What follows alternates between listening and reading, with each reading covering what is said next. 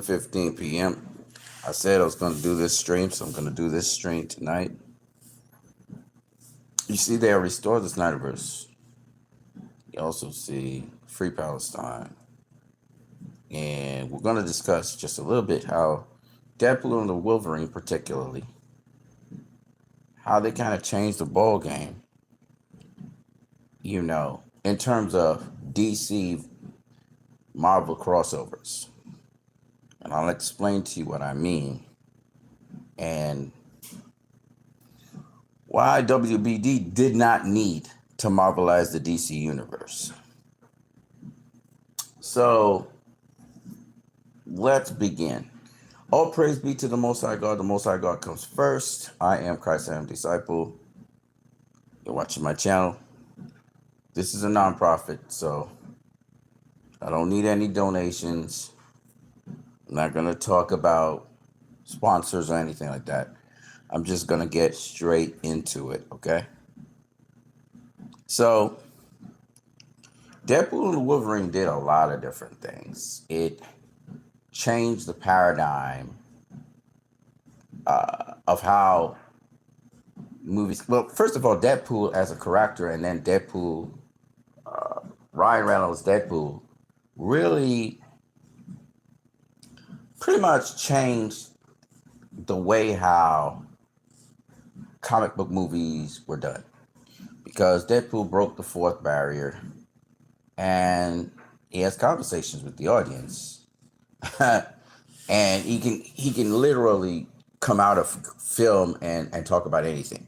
So he's unrestricted in terms of where he can go, and that's one of very important points for people to note. The other very important point for people to note about Deadpool is that, particularly with Deadpool and the Wolverine, where he basically took the Wolverine, but this Wolverine that we're talking about, which is, played by Hugh Jackson, is the Wolverine that comes from the X-Men universe. And as we all know, the X-Men universe is serious. It's not joke-filled, the action, it's a universe where the characters are taken seriously. And that's very important, because when you look at the Wolverine in Deadpool, he takes himself serious. He's not making jokes. He's not spoofing. The one who's doing that is Deadpool. Another very important point to make is that even the universe that Deadpool comes from, which is now the expanded MCU, the one who's cracking the jokes throughout that universe is Deadpool, right? And this is very important to understand. Almost all the other characters in that universe take themselves very seriously. So the standout in the whole thing is Deadpool. Now, this is important because unlike the MCU and, Marvel in general, the X-Men universe has always been serious. Deadpool is the exception. And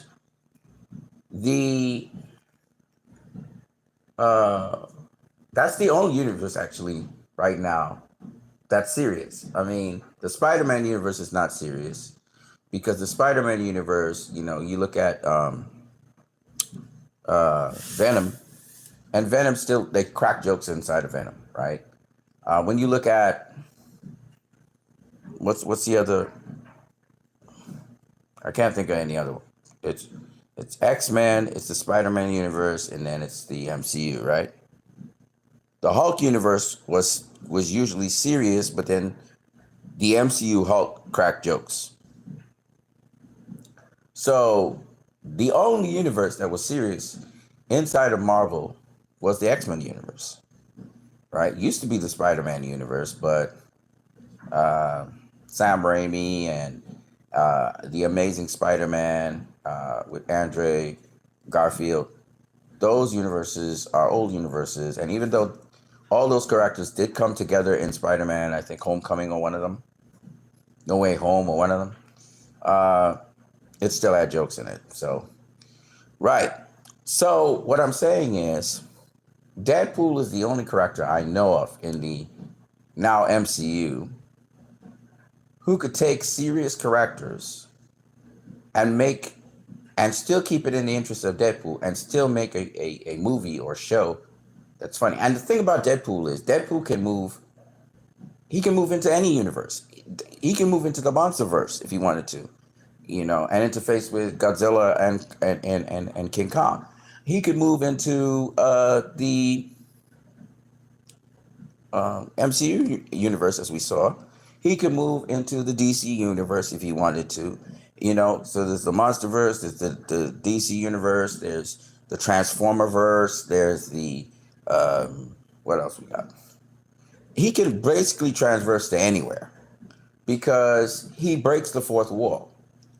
So Deadpool is an interesting character formulated by Fox, and because Disney bought over Fox, it's kind of splashed across a little bit into the. I don't know if he's in the MCU. I think he is because we saw him interface with Iron Man's handler. So I have to believe that Deadpool is, he can do a lot of things, and why that's so important is because we've seen Deadpool deal with DC. Now, James Gunn tried to do something with Guardians of the Galaxy, mentioning Batman and stuff. But Deadpool, Ryan Reynolds' Deadpool, literally interfaced with the actress who played Wonder Woman, right? And he was trying to get her to twirl and do the Wonder Woman thing. So, and even though he didn't mention her as Wonder Woman, he mentioned wonder and awe and all that stuff, but he never said Wonder Woman. The cool thing about it is he got the actress to be there, which shows he can interface with DC. He can actually do that. So that's one. Two, what I noticed with that, like I said before, serious characters in a serious universe, the Snyderverse particularly, which is a much more serious take on the characters in a serious universe. Unlike the Marvelverse that they have with Hamada, Jeff Johns, John Burke, and James Gunn now, that universe, which is more wacky and more more Looney Tune-ish, that would not mesh well with Deadpool because Deadpool's already a shit talker. But the straight guy, like Wolverine, like Cyborg, like Superman, Batman, Wonder Woman, the straight guy fits right in with meshing with Deadpool. And what's so amazing about that is that DC Marvel crossover that everybody was talking about, so excited about, that could actually happen because of Deadpool. Ryan Reynolds' Deadpool could interface with almost anybody in almost any universe. And here's the other funny thing. I recall Ryan Reynolds saying that he wanted to be Green Lantern in Zack Snyder's Justice League. He wanted to have a part in Zack Snyder's Justice League. In other words, what I'm trying to say is, and he'd been trolling the Snyderverse for the longest while, I think Ryan Reynolds likes Zack Snyder's films. I think he's a fan of it. And he's popped up a number of times, with he's even played alongside Gal Gadot in Red Note. I think that he would love to interface with Zack Snyder's characters that he has in Zack Snyder's Justice League, particularly Henry Cavill and Ben Affleck and Gal Gadot, the Trinity. So it's like, and you hear him talk about the shit fucks down the street and all of that. It's like such a perfect pairing for a Marvel DC crossover. And so I commented about this on Twitter. I'll give you my 2 cents on it before reading it. But I want to first and foremost say this, and you're going to have to excuse me for my French. Okay. But I believe that Warner Brothers continuously squanders great opportunities, continuously disappoints the audience that wants to be excited about DC. We're DC fans. We want to be excited about DC. When Jeff Johns proposed a DC Marvel crossover, this was his great golden nugget he held out to the executives. This after, of course, Batman v Superman had negative critical reception. The audience liked it. Some didn't like the ending, how Superman died, but for the most part, the general audience liked it. Yes, they said it had a B minus cinema score. Who cares? Captain America, the most recent Captain America movie, had a B minus cinema. That doesn't mean that the movie's going to flop. Captain America, whatever this one is, I think A Brave New World, I think it's going to do okay in the cinemas. I think it's going to make somewhere around maybe 500 million, maybe $600 million. It's not going to make a whole ton of money. I don't think so, but I could be wrong. But it's going to do something it's going to do numbers around just probably below the Winter Soldier. So whatever the Winter Soldier did, it's probably going to do a little bit less than that. But at the end of the day, it's going to make its money, okay? Is it going to be a big splash? Probably not. Again, I'm not saying this because I approve of the movie. I actually don't like that there's a Mossad agent in the movie and talking about anti-Semitism and all this bullshit, which is, right now Israelis are just plundering the West Bank. So I'm not cool with that. But by and large, I think the movie is going to break even. I don't think it's going to flop at the box office. Why did I even mention that? I mentioned that because of several different points I want to make here. And one of them is that the Captain America, the First Avenger, was critically panned, right? Zack Snyder's Batman v Superman and Man of Steel were both critically panned, at least on Rotten Tomatoes. Most of the people didn't write favorable articles on it. But they made money. In fact, BVS made more money than Man of Steel in gross. I'm not talking about in terms of profits. Man of Steel was very, very profitable. BVS was not as profitable as Man of Steel. And that's another conversation for another day. We can talk about it some other time. But just suffice it to say, Man of Steel's budget was cut down to less than $100 million because of sponsors who wanted product placement. So Man of Steel, by and large, made huge amounts of profits because a lot of its budget wasn't paid by Warner Brothers. So Warner Brothers didn't have to put out all that money. So they got a lot of returns for that.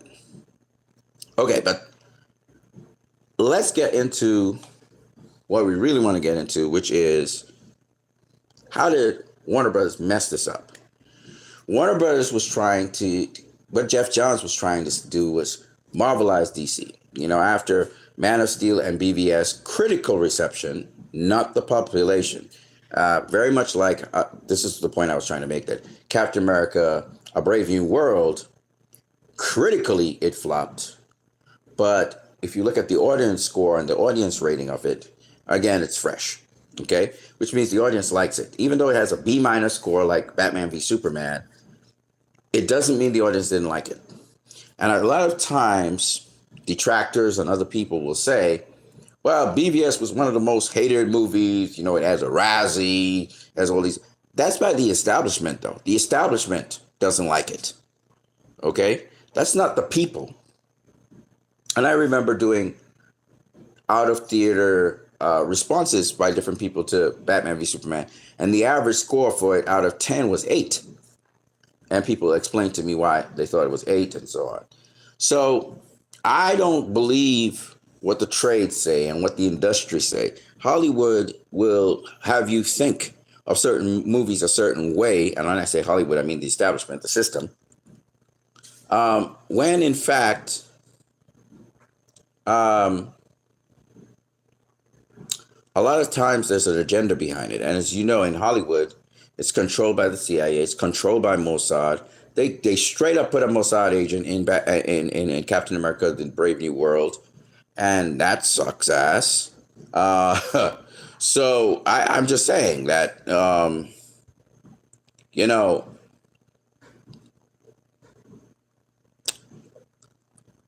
Batman v Superman, the industry didn't like that movie, and I know why they didn't like that movie. If you go into the messaging of BVS and what is awakening people to, of course, the powers that be in Hollywood would not want that movie, um, to be uh, uh, um, the measuring stick. Okay, Civil War in no way, shape, or class is on the class of a BVS movie, for example. You know, oh, if 5 of you watching this right now, oh, 5 of you liked it. Okay, shout out to all of y'all who are watching this. This is pretty late. It's 11:32 in the night. Anyways, let me get back to what I'm saying because I don't want to stray too much. I want to get to the point. It's 15 minutes in already. My point anyway is this. Jeff Johns suggested after BVS that, they need to marvelize the universe. We need more hope. We need no brightness. These are Jeff Johns' lines. These characters don't exhibit hope. They don't exhibit lightness and fun. So they fucked up Suicide Squad next. And they fucked up the ending of Wonder Woman. Wonder Woman was, again, mostly a serious movie. There are some comical moments, but again, a movie in which the characters took themselves seriously. Suicide Squad felt more like it was very character rich, but you could tell that somebody went in and edited the shit and made it, as David Ayer said, a fucking clown show. Okay, he took they took my movie that was supposed to be soulful and made it into a fucking clown show. And David Ayer is 100% correct. Now, after that, after Wonder Woman, they went really hard into Justice League and they really fucked up that movie. And they never stopped. The industry kept on telling them, okay, you're now starting to get there. And they doubled down on Aquaman, which was supposed to be an epic film, with Orm, Ocean Master versus the League, and the sea people coming up against the land and having reasons for that. That was what that movie was supposed to be. It turned into a fucking piece of shit where we were dealing with Aquaman versus Orm was not much in the movie. Yes, Orm and Aquaman did fight in the end with the Great War and the seas and all of that, but Orm was like a secondary figure in that movie. Who took over was the hell is that thing? Black Manta took over the movie, sort of like, and it really cheapened the movie because the movie was supposed to be epic. And for those of you who don't know, go watch the concept art and go watch how Aquaman was supposed to come out. Aquaman was supposed to be a swashbuckling adventure, no doubt about it. But what I think James Wan wanted to do was put more horror elements in it, put more seriousness to it. It wasn't supposed to be a laugh fest. It wasn't supposed to have such a skinny, empty storyline. Anyway, I'm digressing too much. Let's get back to the point. The point is, WB decided to go in and marvelize the DC universe to match the character and the behavior of the Marvel universe so they could do this crossover. This was Jeff Johns' great idea. And he sabotaged Zack Snyder. He stole the ideas that Zack Snyder had building up to Justice League, and he gave it to Kevin Feige. Kevin Feige jumped the gun and did it before. And then he fucked up Justice League so it would not even have a continuity. The universe wouldn't have a continuity. And he brought on Walter Hamada. Walter Hamada came on the scene afterwards, after Jonathan Berg had just destroyed everything. Of course, Aquaman was a great success. So they took that as a green light to do all films like Aquaman. And talk about a heap of shit we got from there on in. Shazam was passable. Shazam is a funny character, so you can pass it on Shazam. Aquaman's not a funny character. Zack set the tone for Aquaman, and Aquaman just backfired majorly. Anyways, the point is they marvelized the universe. to fit it in with MCU. The problem with that was people who watched the MCU started to see the MCU take this Marvelization of the MCU, and then they took it to the next level where they started to become push these social justice warrior kind of bullshit. So Disney started going in a direction of, minorities and women as leads, and it just really put it on thick at everybody, and it really reached ahead with the Marvels, right? But suffice it to say, after Endgame, it's been a hit and miss for the MCU because obviously Endgame was the end of, Zack Snyder's idea, right? Zack Snyder had reached Justice League. We'd seen Darkseid, and we're supposed to have the other two in the trilogy, which Zack Snyder, and part of that has been copied by Marvel. So they ran out of ideas. So right now they're kind of hit and miss when it comes to Marvel ideas because they don't have any more ideas because they stole the script basically from Zack Snyder, right? Okay, so let me just get to the point. The point is,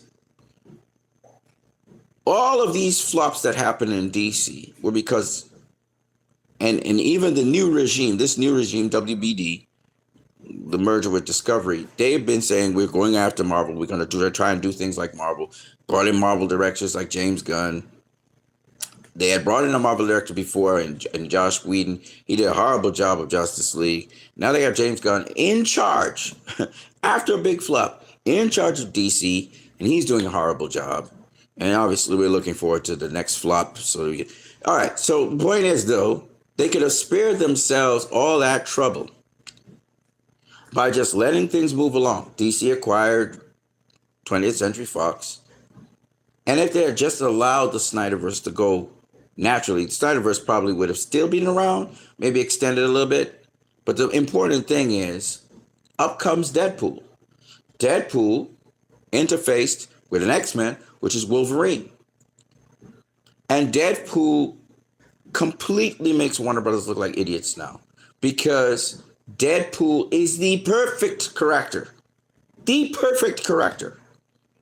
to mesh in with the Snyderverse. He fits perfectly. How do I know that? I saw recently a fan's short animation where Superman, which is Henry Cavill's Superman, confronts the Superman of today, which is David Cornsweet. And David Cornsweet is, trying to disrespect Henry Cavill. Henry Cavill is just coming back with lines. And lo and behold, Deadpool appears out of nowhere after Batman's there, and he's riffing with them. And I'm thinking to myself, all the characters there are DC except for Deadpool. And Deadpool fits in, and he's funny as hell, and it just works. And my point being, Ryan Reynolds inserts himself into DC's equation while still having his world, the world around Deadpool, is rather serious. Well, it's kind of MCU-ish now, but it's still rather serious. People die, people get killed, whatever. And yet he's rated R. And he just fits perfectly with Zack Snyder's world because he's kind of raw, he's edgy, but yet at the same time, he's lovable, he's funny, and he's talking to you, and he's telling you this is a film. So he kind of comes out of the movie and does whatever he wants to do. And so for me, that is so funny because that's what Harley Quinn should have been to DC. Harley Quinn should have been able to talk to the third. Well, she does talk to the third wall. But Harley Quinn doesn't work out because Harley Quinn has been botched by the studio. There are too many fucking notes. And that's Harley Quinn's also a lovable character, by the way, but just has been handled so poorly by James Gunn. The Birds of Prey movie was handled poorly as well. And so because of all these notes that these executives keep on putting in the movie, where executives are not directors, you don't know, you're not a script writer, you're not a director, shut the fuck up and just stay to the side, And Harley Quinn is a great character. Of course, they tried to do this with Suicide Squad, tried to reduplicate Deadpool's success. And all I'm saying is, Harley Quinn's a character that could have transversed to DC, moved into Marvel interface because she's an adventurer. She likes to explore things. She will kill you in an instant, but depending on her mood, but she also can traverse different universes very easily. Okay, that's the character. That's how the character is built. So you can go on many adventures with Harley Quinn. She's more adventuresome though. Deadpool's, you know, more. He's kind of more. He's funny. He's funnier. He's not funnier. He doesn't really go on adventures. He ends up on adventures. Let's put it that way. He ends up on adventures, right? But the thing with Deadpool, unlike Harley Quinn, is they did not allow Harley Quinn to kill as much as Deadpool would just kill you. You know, it may be funny how you die, but at the end of the day, he'll kill you, right? Harley Quinn doesn't. They dialed back Harley Quinn. That Birds of Prey movie was dialed back, and it had too much of a feminist agenda, where you didn't feel like Harley Quinn was just winging it. You know, Harley Quinn's she's not really a great planner. She just kind of does things on a whim. And so there's a lot about Harley Quinn that we didn't get in the Harley Quinn movie, which was supposed to be about the Harley Quinn movie and she amassing a team. And it just backfired because they dialed back a lot of stuff, you know, because Harley Quinn doesn't just kill people just like that. No, she doesn't. You have to. No, Harley Quinn will kill you just like that. She's kind of like that. She's not a good guy. She's an anti-hero. She's not a hero per se. She switches sides on the drop of a dime, you know. So you know, Harley Quinn's a little bit different. She's dangerous, but yet at the same, just like Poison Ivy. Poison Ivy is very dangerous, but yet Poison Ivy can be heroic. You know, Poison Ivy can do things to benefit people who are good. So it's just what it is. Unfortunately, Warner Brothers squandered that. And now they're supposedly resetting the universe, which will not go anywhere with James Gunn because, again, the problem is you're trying to be like Marvel. Nobody asked you to be like Marvel. We want DC to be DC. And DC would be DC with Deadpool because Deadpool is Deadpool. Deadpool's going to be Deadpool no matter where he is, you know? And that's the beautiful thing about Deadpool, and that's what Ryan Reynolds has. He's got a lot of firepower there with that Deadpool. And Deadpool is a character you could see existing in the DC universe.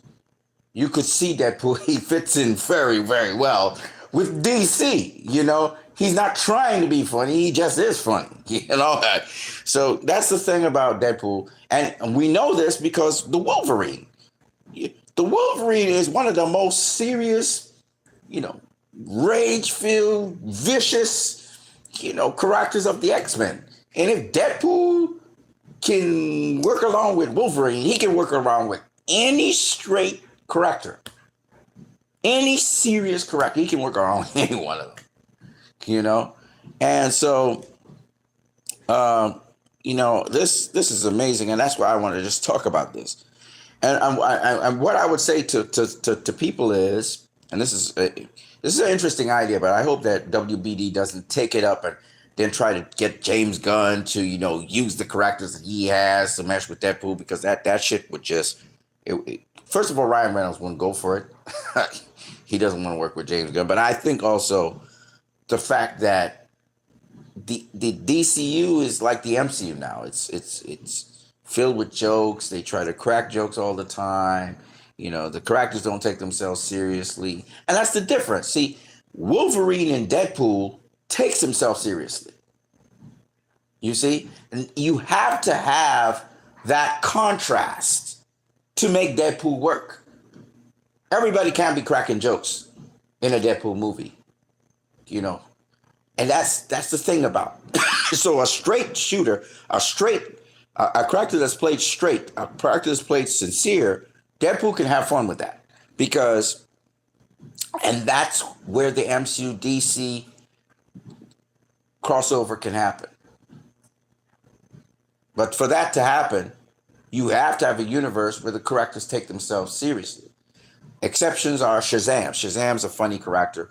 However, I must say that the way how Zachary Levy was playing Shazam, he was working too hard to try to be funny. He was trying too hard to be funny. That was the problem with Zachary Levy. And, you know, the kid was cool. The guy who was playing the kid was cool. He was more laid back. But Zachary Levy he was trying to be too funny. And that's not Deadpool. Deadpool's not trying to be funny. He just is funny. And he says clever things and funny things. Zachary Levy was trying to be funny, but he wasn't saying clever things, you know. And of course, he's a child. I get that, but still, you know, it's Zachary Levi was trying too hard to be Shazam, and you can't be funny with everything. You can't be overacting everything and overacting emotions and everything. If the kid, if Billy, excuse me, if Billy Batson is not overacting, he's not overbehaving himself, why would Shazam overbehave himself or overact himself? The kid and the adult didn't mesh up, and that was the problem. You gotta look at the mannerisms of the kid. You have to emulate the mannerisms of the kid. There was no research done. It was just Zachary Levy trying to riff, and it didn't work out. So, but Shazam is a funny character, clearly, because it's a kid in a man's body, so it's going to be funny. Of course, when Billy Batson gets older and he's in his teens and stuff, you'd expect Shazam to be more chilled and to match up with that level of development of a teen. We didn't get that, you know, but it is what it is. So I think that about covers it for me on this topic. Yeah, I wanted to just mention a couple other things. Let me see if I can find. Excuse me.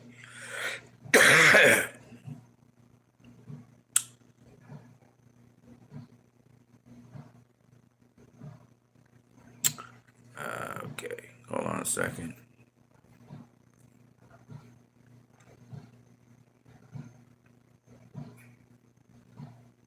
No, I'm not gonna play that. But I like to play that, but I won't do it. I'm thinking. I guess that's it. I guess that's it. Let me go back to that then. Okay, I mean, WB just knew how to mess up a good thing.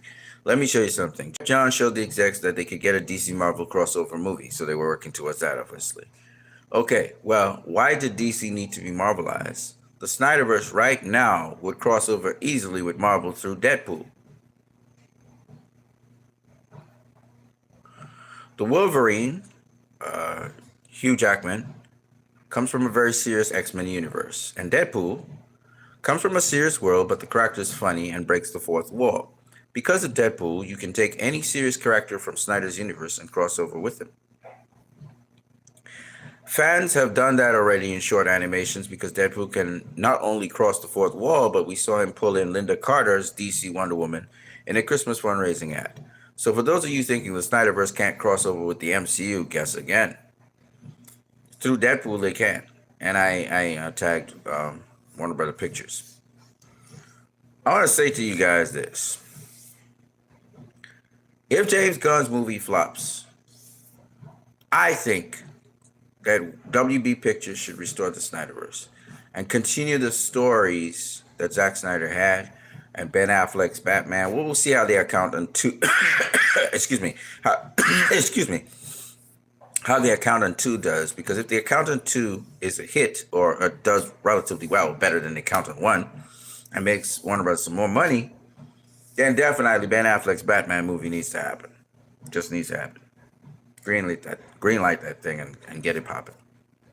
I'm very excited for the Accountant 2, even though I find it's funnier than the first one. I don't know how far they're going to go into, how deeply they're going to go into the character because the first one was great. The character study and everything. You know, the young lady who had autism, and she was the one that was corresponding with the accountant.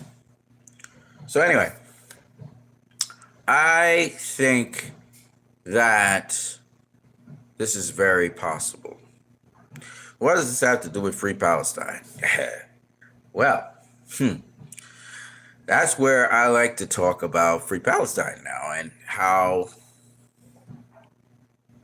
once again, all the ingredients are there to have a Free Palestine, but because Israel thinks that everywhere needs to be Israel, and Greater Israel is their project, they're fucking up a good thing. Let me show you how easy this is. Israel could normalize tomorrow with Saudi Arabia, Jordan, Egypt, even at Iran, can normalize with them, if it would simply give the Palestinians land. Israel does not want to do that. How is this like Deadpool and the Wolverine? Okay. The ceasefire that has happened in Gaza is a model for how Israel can successfully live in peace with the Palestinians by simply allowing them to have wins. You can't be the only winner. They've tried to poison them with the food that's coming in and so on. Israel still is the one blocking the entrance and exits to Gaza. Well, Egypt has blocked up its side. And I believe Jordan and Egypt, Saudi Arabia, and all the other Arab states, they believe that the Palestinians belong in their land, and they are unwilling to assist the United States and Israel in forced displacement of the Palestinians from Gaza. The Palestinians should have a say in what they want to do, and the Palestinians who say we want to stay on our land should be allowed to stay on their land. I believe that Israel does not want a two-state solution. However, no matter what they pass in their cabinet, no matter what they pass in their government,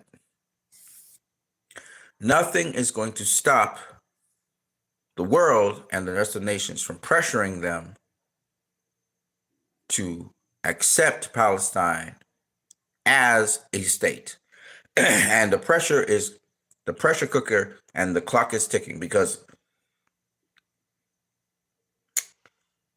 Mr. Benjamin Netanyahu's already, like Vladimir Putin, having arrest warrants all over the world for him because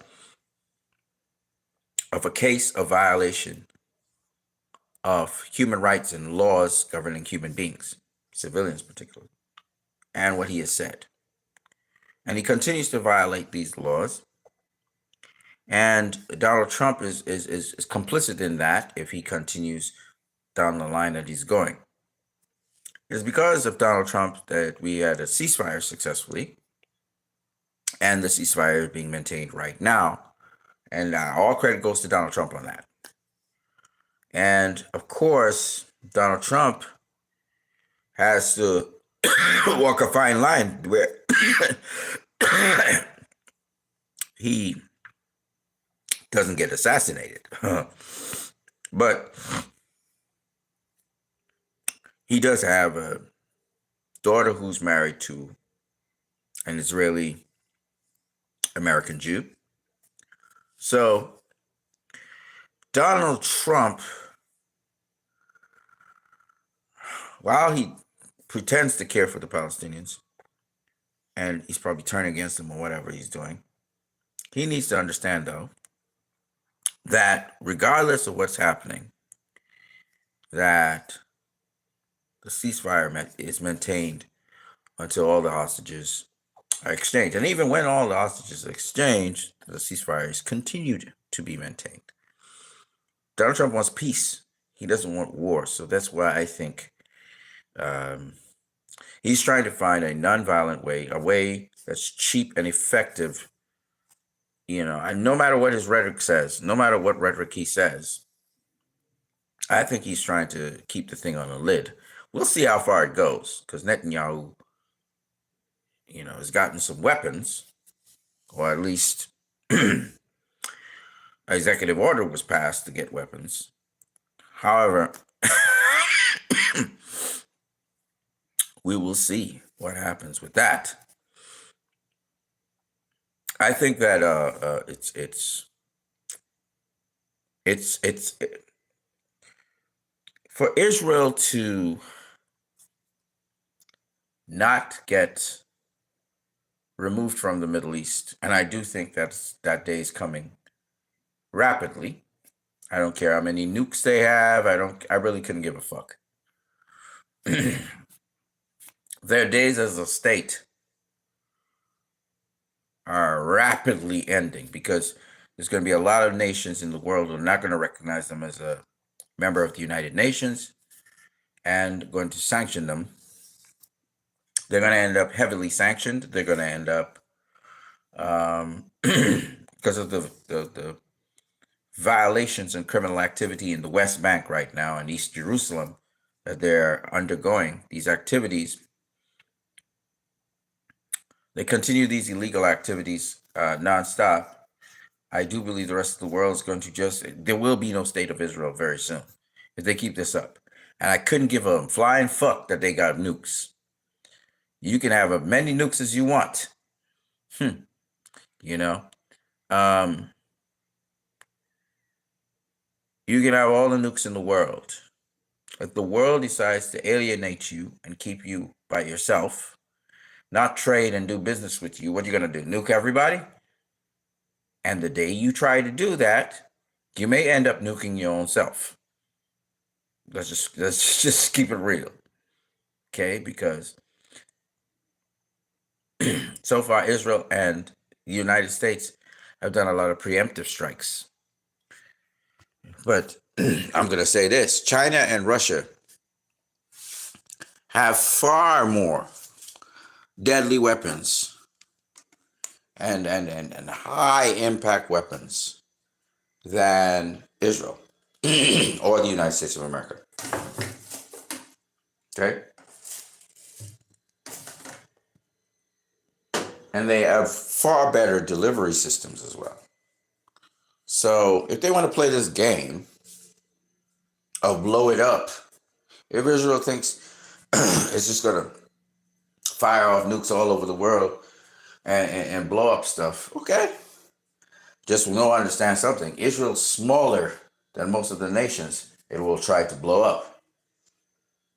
And if that's what you are, you're just really an evil nation where you're threatening, you become a world threat because you're threatening everybody with nuclear weapons and blowing up everybody. Well, then you don't deserve to be a nation, because ain't nobody going to watch and bow down to you and be afraid of you. No, hell no. Hell no. You're going to threaten everybody with that? Okay, then we really need to get rid of you from off the face of the earth because you're a terrorist. You're willing to terrorize the world so that you can exist and continue doing the terror that you're doing to other people in other nations. Fuck you. And then the hypersonic missiles with multiple warheads will be launched to you. And again, I'm going to say this for the record so everybody can hear me. Iran has nuclear weapons. I'm going to say it again. They're not going to acknowledge that they have nuclear weapons. They have nuclear weapons. And no matter what Donald Trump says, and I'm telling you, if Israel is so stupid to seek war with Iran or America, you will learn that Iran has nuclear weapons. The difference is Iran doesn't have a lot of long-range nuclear weapons. Within the region, Iran can strike you within minutes, but because they have hypersonic missiles, which have when they put the multiple warheads on that. So I'm going to say this. If Israel is so stupid to want to wage war, whether it's America or whoever, I'm guaranteeing the first country that will disappear off the map will be Israel. Iran will bomb the shit out of Israel. It will no longer exist. Okay? So I'm just letting you guys know if that's the way they want to do it, we won't have any more problems with Israel. Israel will no longer exist. Okay? So if Israel is so stupid, egging on the United States of America, and you heard what Iran said. Iran said, U.S., you need to stay out of this. You don't want to, we don't want to, we're not trying to have war. We're trying to do trade. We're trying to expand markets. We're trying to better economies. Stay out of this. Okay? The United States, under Biden, stayed out of it. Trump went and assassinated somebody already in Iran. And the Iranians took it. Okay? If the Iranians were such bad people, they would already have done some espionage and warfare and it would have taken out somebody from Trump's administration. They didn't do that. Okay? But doesn't mean that Iran can't bomb the living shit out of Israel and erase it from the map. And they're ready for the U.S. if the U.S. seeks to bomb them. They're ready for them. Okay? It may take some casualties, but they're ready for them. Okay? So, it's just not a good idea. It's not a good idea. There's going to be a lot of death. There'll be a lot of bloodshed. All of the troops that are in the region right now will be in jeopardy. Because Iran will sell missiles to all those countries and all those bases, and they have precise missiles. They will bomb the shit out of all those places, and a lot of servicemen will be returning in boxes and bags and stuff like that. Okay? So it's not a good idea. They'll bomb ships off of the coast in the Mediterranean, etc. So it's not a good idea to fight Iran. Even the scenario will be ugly, and Israel's been an ass for the longest while. That country has been behaving like a rogue state. It's behaving like Nazi Germany, okay? And it's about time that the world is tired of Israel. It's tired of its rants, its privilege, the fact that it mutes people with power, that the Western world is backing it. It's ridiculous. It's been a tyrant for decades now. And it's been getting away with murder for decades now. And the world is tired of it. And the world just wants to see it get rid of this shit. Get rid of this piece of shit. That's how the world thinks of Israel now. There are a few people who side with Israel still. But they are few and far between. Okay? The world does not see Israel as, it sees Hezbollah, it sees Hamas as people who just want to defend their territory. Hamas doesn't go all up into Israel like the bullshit that they're saying. Hezbollah doesn't just go up in Israel just like that either. Okay? So, even though, Hezbollah been bombing the shit out of northern Israel, and the whole way how Israel came to be, and it makes us think about how the United States has come to be, and etc. It's all not cool. And we see what the established order is and all these things. And I don't want to go into too much more, but I'm just saying that people are tired, especially the average Joe, the average person in the world. They're tired of, 1, wars, 2,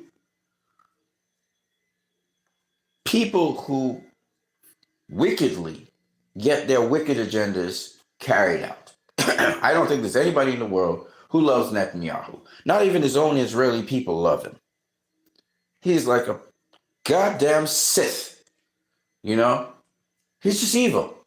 He's seen as an evil man. When anybody sees him, he looks like an evil guy. And he's talking about he's a hero for his people. Nobody cares about you. If you die tomorrow, nobody's going to grieve you, Mr. Netanyahu. No one. No one's going to grieve you. But like, good riddance, bad rubbish. Okay? That's how people feel about it. And this is the man who gets standing applause in the United States Congress. You know, I feel like General Zod for a minute. You know, supposed senators with endless debates, General Zod just shut them down. Right? He killed them off, right? Because sometimes you wonder, what is the point of these people in Congress who are bought out by AIPAC, who are bought out by the Israeli lobbies? And they'll sing any tune, and they will stand up to a murderer, a mass genocider, and applaud him. What is that saying, people? Do these people, what happens if we were to just slaughter them, right? Just go inside of Congress and slaughter everybody. How would you feel about that?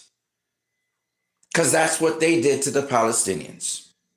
And that's what they do to the Palestinians on a daily basis. I'm not advocating for anybody to do that, by the way. Don't do that. Please don't do that. But the point I'm making is, if I could say, please don't do that, and you could agree with me on that, then why on earth can you not agree, please don't kill innocent people. Please don't kill civilians who are not trained in combat, who are not soldiers. They're not soldiers of war. In warfare, I have no problem with one soldier killing another soldier. Why? Because that's what they came to do, right? They understood what they came to do. Civilians didn't sign up for that. And once you can help it, you do not kill civilians. I'm not saying that you won't, if you're having heavy fire and whatever, civilians don't die in the midst of a firefight. But where there's no firefight, where you're just bombing indiscriminately areas because you want the country to suffer and you don't want the people to live there, so you're bombing out everything. That's not combat. There's no exchange of fire where civilians are caught in the crosshairs. And that's bullshit. So that's what we're against.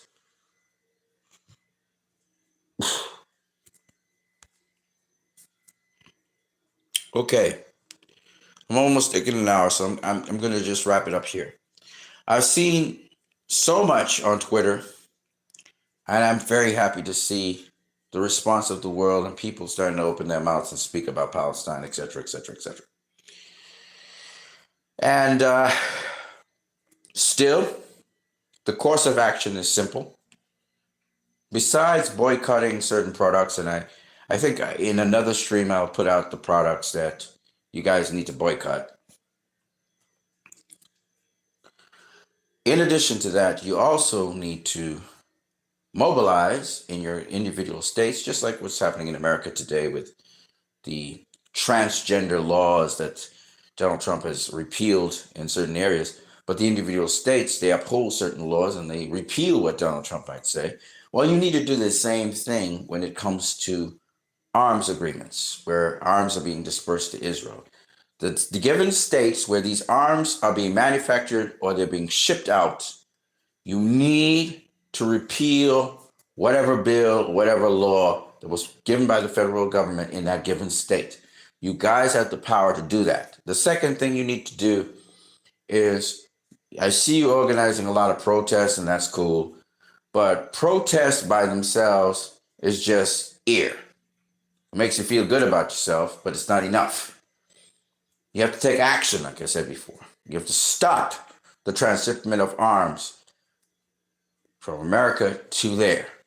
You need to freeze accounts of companies which are sending money to Israel, particularly for the IDF or for activities in the West Bank, settlers saying, and you have to sue these companies. You also have to make sure, because remember, in Gaza, they stopped humanitarian aid from coming in.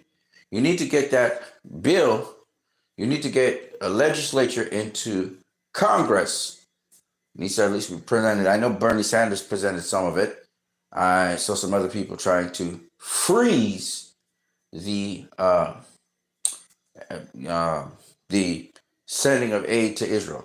Now, America has a history of supplying aid to Israel. This is not something new. We understand why. I'm not going to go into all those details. I'll just tell you the nutshell of it is that, besides the Israeli lobby, Israeli intelligence works along with American intelligence, etc. So if Israel was kind of like be mad at the U.S., they wouldn't provide certain services to the United States of America. Just like how, George Bush, where Donald Trump now has imposed tariffs, and, the Mexican president is talking about Americans having to get a visa to go into Mexico, or, South Africa talking about, we'll just withhold all our minerals from you. So that if you're tariffing us, fine. We'll just withhold all minerals. No more minerals for you. No more trade with you in minerals. So similarly, if you, if you're, if you're trying to enforce certain things on Israel, Israel could withhold certain things from Americans, whether it's intelligence or whatever. And of course, Donald Trump's that close. He's like a hair. He's like a hairline away from being assassinated at every single turn. He's got a lot of enemies, both on the left and also Israeli enemies. Because if Donald Trump doesn't, do what they want, he could get, squashed. Even though he has a son-in-law who is Israeli American. It's weird, but it is what it is. So he has to play a dicey game there. So really and truly, what would give Donald Trump more balls, and because it's not just Democrats or fuck Democrats, forget them. The majority of people in the United States of America right now think the greatest enemy to the United States of America is not Iran. It's not some foreign country other than Israel. They do think Israel is America's enemy. I think they also believe that America elite is America's enemy. So the average Joe feels that way. And I'll be honest with you. Even with my own government in my own country, I don't feel comfortable because they don't seem to really be serving the interests of the people. If they were really serious about it, they'd take care of the issues because the issues are fixable. And I would say they leave things the way they are because it benefits them. These politicians, they're bought. They'll sing a tune to the tune of how much money they're paid. And it's disgusting. And these people are being paid by oligarchs. I see Elon Musk running the DOJ, the DOGE, sorry, not DOJ, DOGE. But it's almost like it's the DOJ. I mean, come on now. It's everything. And it's terrible what he's doing.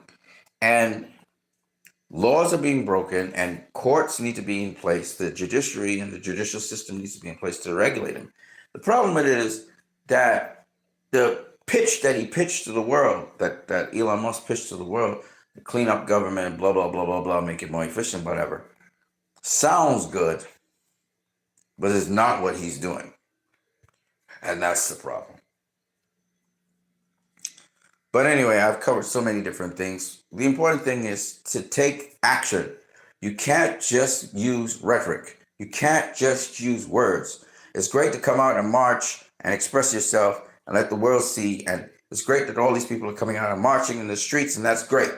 That's freedom of speech. Good. Wow. Wonderful. But you have to take action on it. And remember, you have to coordinate yourself with other countries. I've said this over and over again. I know there is a group out there alerting different countries of the war crimes of different soldiers in the IDF who've been involved in the genocide that occurred in Gaza. And these people sometimes are being arrested. Some of them are being deported back to Israel, etc. And that's good. You got to make them uncomfortable. They need to know the consequences to their actions. And yes, some of these people, they're threats of assassination and all kinds of bullshit, but we don't give a fuck. We'll roll on, right? If they assassinate one, make sure he's replaceable and keep it moving. So justice has to be done. I was listening to Owen Jones and he was going on, and I'm telling you, man, this is going to be worse than Nazi Germany in the sense that, you know, what was done here in front of the whole world, in public, in front of social media, where everybody could see it, is one of the biggest, most horrible things that ever could happen. And I'm telling you, I'm not going to forget it. I know that for sure. A lot of people are not going to forget it. Just like with COVID, we remember COVID. We haven't forgotten COVID. We know what was going on. And we see now this. And this is just like what happened to George Floyd. And we haven't forgotten what happened with George Floyd. Because what happened with George Floyd is the very same thing as what happened to the Palestinians, just that what happened to the Palestinians is a greater number. It's the same mentality, it's the same attitude. I wouldn't be surprised if that police officer was trained with the IDF. So what I'm saying is that we're not going to let this shit continue. And we got numbers. And you ain't got the technology to wipe us all out. So we're going to have to and they're going to try something else, and they always try something else like demons. But then again, this world is run by Satan, so it's not surprising, really. Anyway, that's what I got for you guys. I'm Christ I Am Disciple. I'm going to catch you guys later. I have a lot more I want to say, but I just wanted to get this stream out of the way. You guys have a good night.